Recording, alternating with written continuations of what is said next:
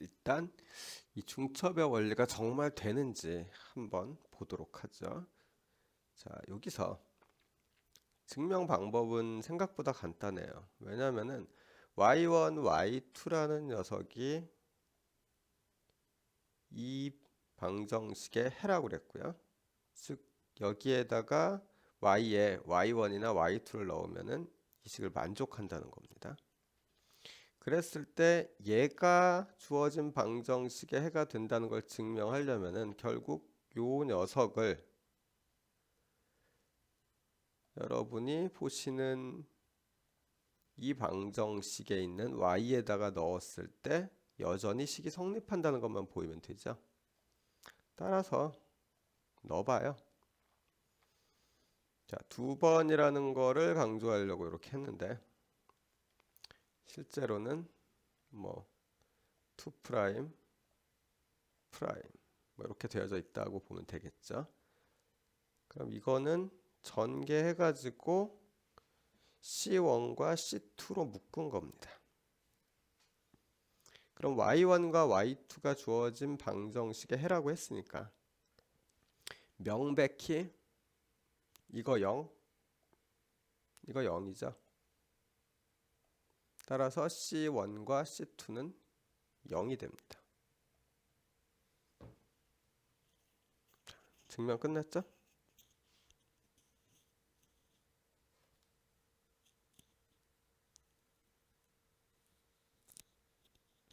뭐 다른 내용에 대한 증명이 더 필요한 거 없죠. 해라는 걸 증명하는 방법은 그냥 넣으면 되는 거예요. 그래서 넣었어요. 그리고서 끝. 오케이?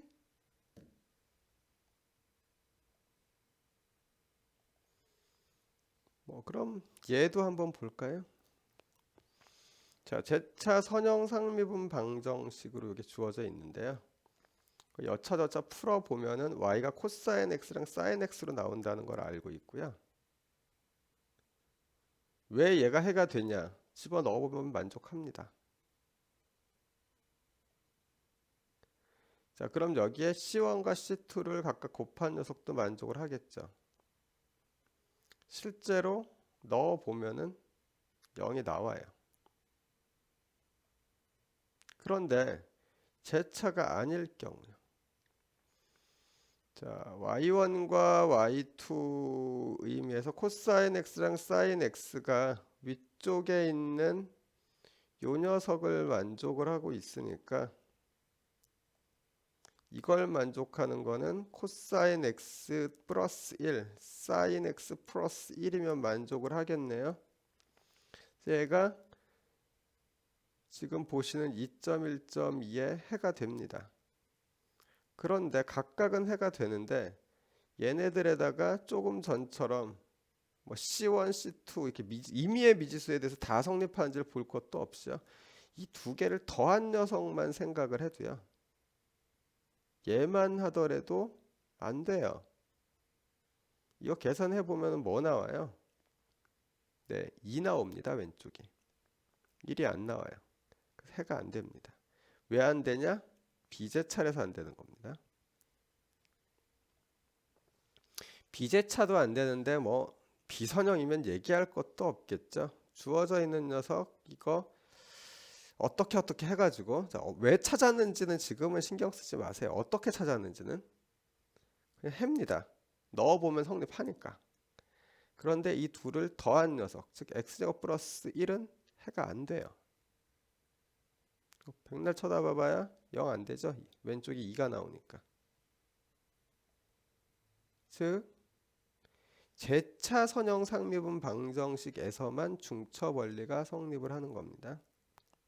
우리가 보통 주어져 있는 상미분 방정식의 일반해의 차수를 이야기를 할 때는요. 아주 엄격히 이야기하면은 제차 선형 상미분 방정식의 일반해 집합에 대해서만 차수를 이야기할 수 있는데 그렇게 엄격하게 딱 구분을 갖다가 지으면은 정의라는 입장에서야 좋긴 하겠지만 우리가 써먹을 때 좀 불편한 측면이 있거든요.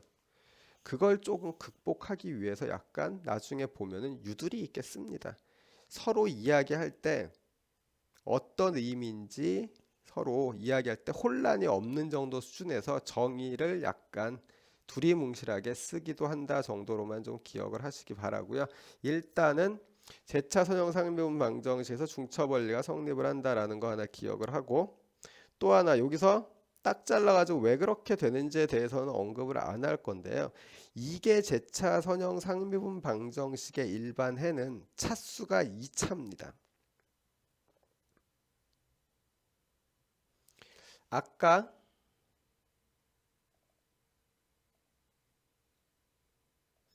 여기 중첩의 원리를 이야기를 할 때 제가 y1과 y2로 합쳐서 만들어진 게 뭐 이런 녀석도 들어간다 뭐 어쩌고저쩌고 이야기를 했었는데, 집합 A가 아무리 적어도 최소한 서로 1차 선형 결합으로 표현되어질 수 없는 두 개의 원소는 있어야지 이 A를 전부 다 만들어낼 수 있습니다. 제너레이터라는 의미인데요. 아니면 베이시스라고 보시면 되는데, y1, y2가 있을 때 요 녀석들을 이용을 하면은 요렇게 한 y3가 만들어지죠. 그리고 뭐 이것들은 y1과 y3로 또 똑같은 비슷한 식으로 만들 수도 있고요. 아니면은 y1과 y2만 있으면은 A에 있는 모든 원소를 갖다가 표현을 해낼 수 있습니다. y1과 y2가 서로 상대방을 만들어내지 못할 때는, 그런 식으로 되어지는 원소가 두 개가 최소한 있어야지 A를 만들어내면은 A는 2차. 그런 녀석이 최소한 3개가 있어야지 만들어낼 수 있으면 A는 3차. 뭐 이런 식으로 보는 거예요. 그냥 우리가 알고 있는 것 중에서 보면은요, 평면이요. 평면 같은 경우에는 1,0이라는 녀석과 0,1 두 개에다가 이렇게 만들면은 평면에 있는 모든 원소를 다 표현할 수 있죠. 근데 좌표 한 개만 갖고는 안 되죠. 반드시 두 개는 있어야지 되고요. 그런데 그 두 개가 이런 녀석이면 곤란하죠. 이건 두 개 아무리 더해봤자 그냥 직선만 나올 테니까. 왜 그러냐? 요거에다가 2를 곱하면 얘가 나오기 때문에 그렇습니다. 이런 식으로 상수배를 해가지고 이런 식으로 만들어낼 수 있으면은 1차 종속 관계에 있다라고 그러거든요. 어쨌든 상수배에다가, 그러니까 1차 결합이요. 상수배를 한 다음에 어떤 거 두 개짜리일 경우에는 한 개로만 만들어야 되니까. 근데 3차인 경우에는 A, B, C 뭐 이렇게 해가지고 세 개가 필요하잖아요. 지금 정의대로 하면은 이런 경우에 얘네들이 집합을 만들어내는 최소 조건이 되는 원소라고 한다면은 A랑 B를 이용을 해서 C를 만들어낼 수 없어야지 돼요. 똑같이 BC를 이용을 해서 A를 만들어낼 수 없어야 되고 뭐 이런 관계에 있는데, 조금 더 정확한 개념들은 여러분들이 선형대수 책을 한번 보시기 바랍니다.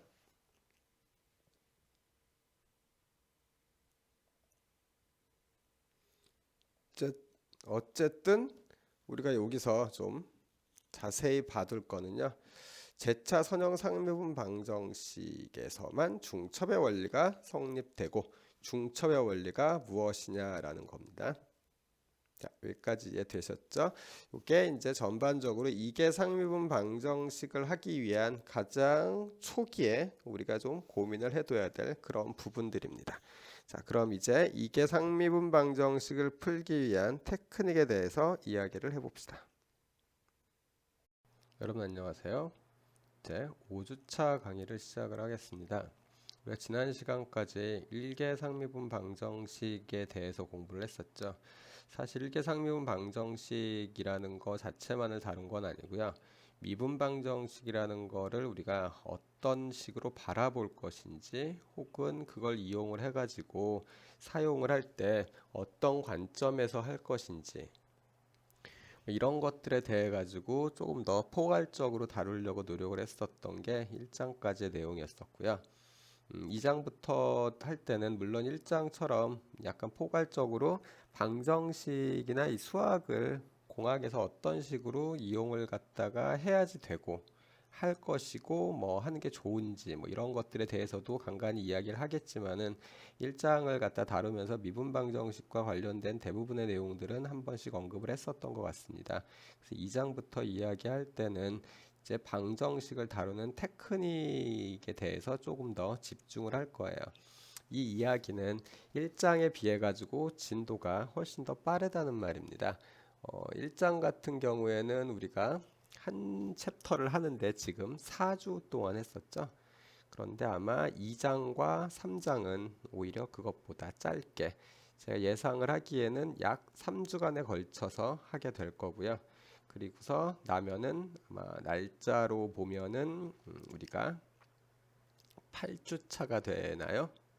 네, 8주차에 시험을 보게 될 겁니다. 그러니까 그 시험에 대해서 준비를 꼭 해두시기 바랍니다. 자, 이게 상미분 방정식은 지금 보시는 것처럼 이 내용이 약 6개 정도로 나눠져 있다라고 보시면 되는데요. 여기 보면은 사실 6개지만은 정확히 보면은 6개는 아닙니다. 우선은 이게 제차 상미분 방정식이라고 표현되어 있는데 이 앞에 있는 이 이게는 별로 표현이 필요가 없고 크게 제차 상미분 방정식을 다룬다라고 보시면 돼요. 그리고 비제차 상미분 방정식을 다룹니다. 이렇게. 그리고 여기 나와 있지는 않은데요. 실제로는 요 사이에 들어가야 됩니다. 이 제차 상미분 방정식이 말은 빠져 있지만 선형 미분 방정식이에요. 때문에 이게 제차 선형 상미분 방정식을 다룰 때 우리가 써먹을 수 있는 방법으로 개수내림이라는 방법이 있거든요. 그 개수내림에 대한 이야기가 일단 좀 들어갈 건데 전체적으로는 이게 상미분 방정식에서는 제차와 비제차 뭐 앞쪽에 1계도 마찬가지였었지만 특히나 이계에서는 제차와 비제차 두 가지에 대해서 다룰 거고요. 그랬을 때 이 제차 상미분 방정식 쪽 같은 경우에는 상수 개수를 갖는 그러니까 개수가 상수인 녀석 있죠. 요 녀석이랑 오일러 코시 이퀘이션이라는 형태의 방정식 두 개만 다룹니다.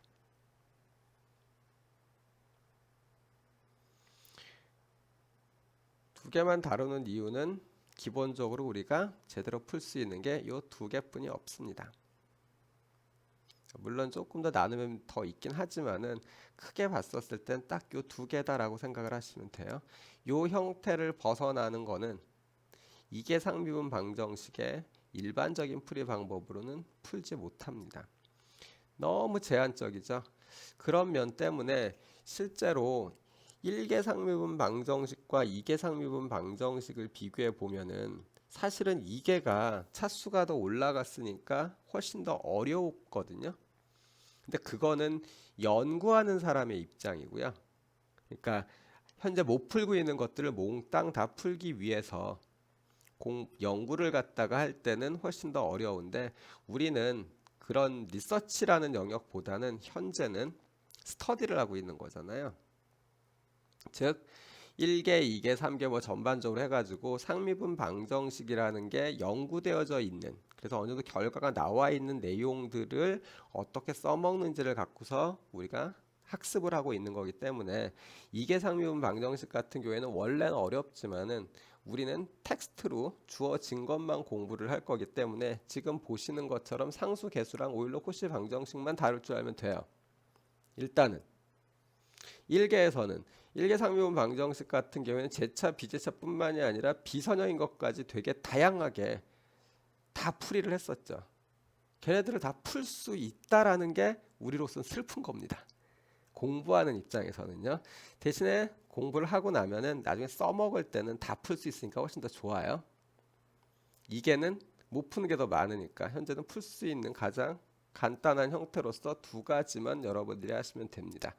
자, 다시 얘기하지만은 이계상미분 방정식이 1계보다 원래는 어려운데 학습하는 정해진 내용을 학습하는 입장에서 보자면은 2계에서 우리가 제대로 풀 수 있는 것들이 워낙에나 없어서 공부하는 내용 자체는 적습니다. 딱 두 가지 형태요. 이따가 잠시 뒤에 수업 내용을 갖다 보면은 진짜 딱 두 개만 있다는 걸 알 거고요.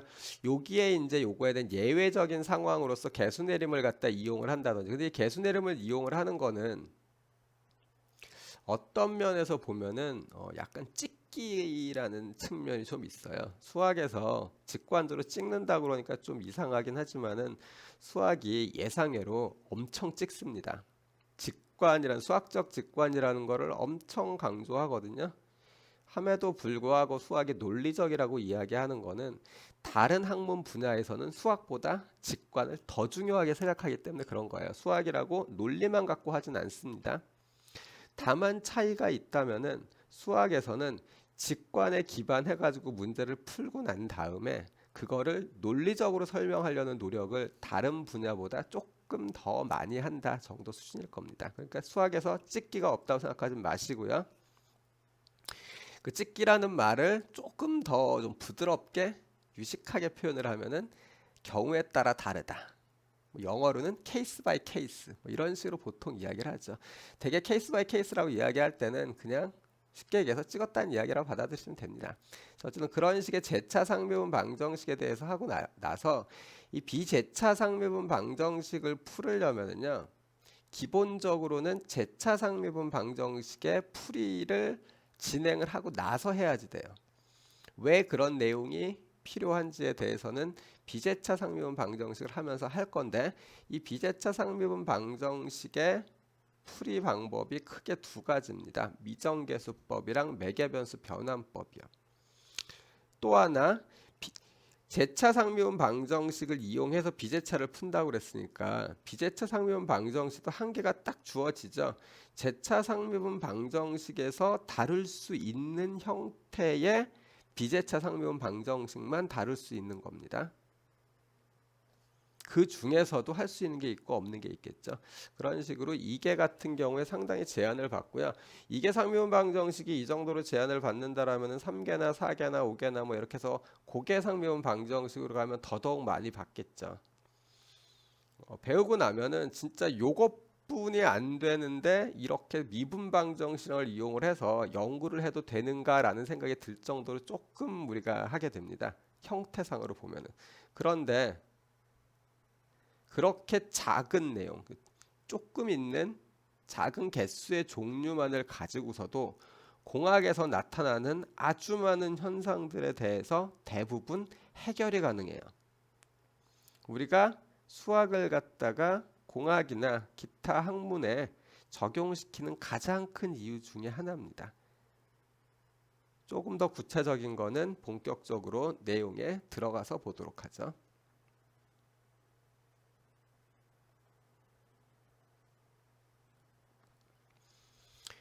우선 이게 재차 상미분 방정식의 기본 개념인데요. 별다른 거 없습니다. 제일 많이 미분한 녀석이 두 번 미분한 녀석이면은 2개라고 얘기를 해요. 그럼 3개는 세 번 미분한 녀석이 나오면 3개라고 얘기를 합니다. 여기에 선형이라는 말이 들어갔으니까 기본적으로 주어진 녀석은 2개든 3개든 4개든 상관없이 y, y2', y'은 하나의 y로 생각을 하고요. 몇 번 미분한지랑 상관없이. 그리고 나서 거기에 1차 방정, 1차 함수가 합성되어져 있는, 즉 y의 형태 있죠. 딱 요렇게만 나온다고 보시면 됩니다.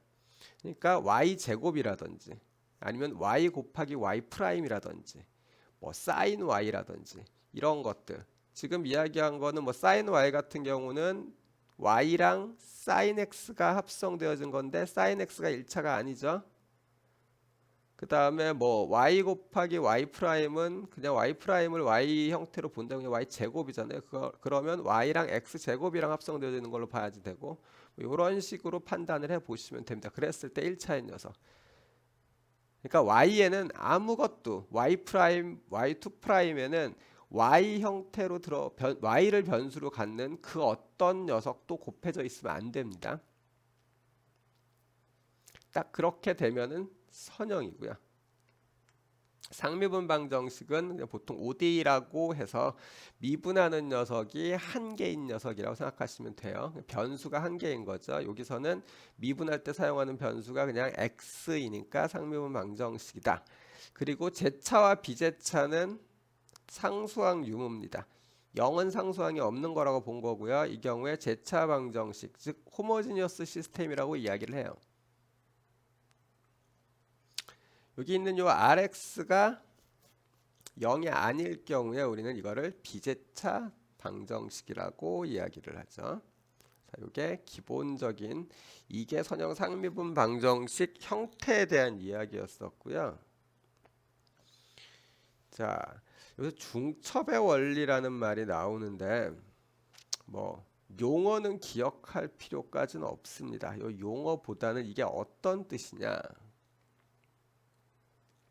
제가 일계상미분 방정식을 하면서 해집합이라는 말을 했었을 겁니다.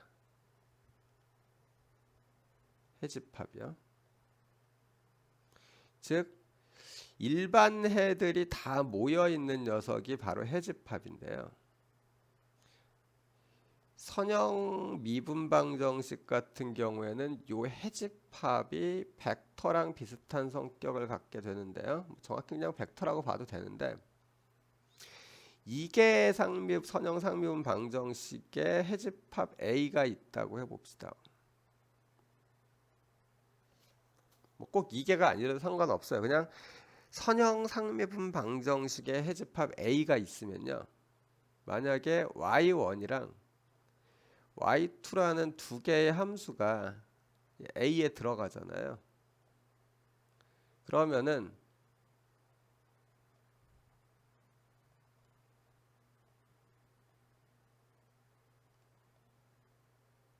이 녀석도 마찬가지로 A에 들어간다라는 게 중첩 원리예요.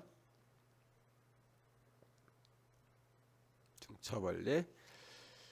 그러면은 요 A를 갖다가 만들 때 어떤 걸 생각할 수 있냐면은 A에 있는 원소가 무한계이긴 하지만은요. 무한계이긴 하지만은 사실 무한계일 수뿐이 없죠.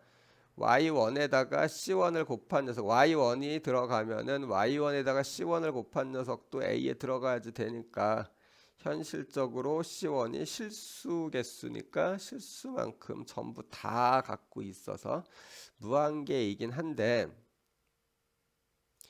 a에 있는 녀석들을 끄집어냈었을 때 혹은 자 a에 있는 것들을 이런 식으로 표현이 가능하다라고 생각을 해보자.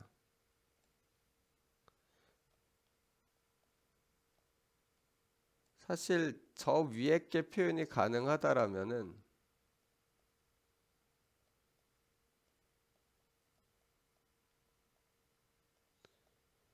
이렇게 하는 것도 표현이 가능하긴 해요.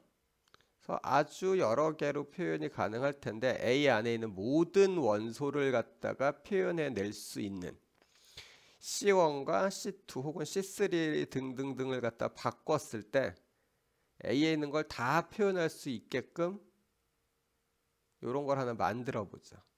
일단은 만들 수 있습니다. 이런 성질을 가지고 있으면은 일단은 만들 수 있고요. 무한히 늘어난다고 생각하면 되니까 이때 A 같은 경우에 이게 선형 상미분 방정식이라면은 그거의 해집합이라면은 정확히 딱 두 개만 있으면요. y1과 y2 두 개만 있으면은 A를 몽땅 다 표현해 낼 수 있는 식을 만들 수 있습니다. 그렇게 해낼 수 있는 y1이랑 y2가 항상 존재해요. 언제나. 우리가 일개 선형 상미분 방정식 같은 경우에는 뭐 제일 대표적인 게 익스포넨셜로 표현되는 거였는데 다 이런 식이었을 거예요. 요 앞쪽에 k만 바꿔내면은 a에 다 들어가고 요 뒤에 익스포넨셜 t가 붙지 않는 a의 집합은 없었습니다. 물론 선형 상미분 방정식이었을 때 얘기입니다. 1개였을 때도 2개였을 때도 마찬가지고, 그거를 보통 우리가 중첩의 원리를 갖다 이야기할 때 재차 선형이라는 거를 갖다가 가지고서 A라는 해집합을 표현을 할 때 쓰는 방법입니다. 자, 그런데 여기서 다른 건 일단 싹 다 잊어버리세요. 싹 잊어먹고요. 지금 요런 이야기들이 있었다 정도로만 생각하시고 일단 다 잊어먹고, 자, Y1이랑 Y2라는 녀석이 해집합에 들어가면은 이 두 녀석의 선형 결합이요. 일반적으로 선형 결합이라는 거는 각각의 원소에다가 상수만 곱해서 서로 더해주는 거를 선형 결합이라고 합니다. 선형 결합이라는 거를 다른 말로 얘기하면 1차 결합이에요. 왜냐면은 y1과 y2를 갖다 결합하는 방법이 더하기, 곱하기 뭐 이런 게 있는데, 붙여야 되니까 식으로 연사하는 식을 갖다 합치는 거니까요. 그랬을 때 선형 결합은 기본적으로는 덧셈으로 더 연결을 시키는데 y1과 y2의 조작을 가하는 방법이 상수를 곱하는 방법만 있을 때 1차 함수가 k 곱하기 x잖아요. 딱 이런 형태로 된다고 해서 선형 결합 혹은 1차 결합이라고 생각을 하시면 됩니다.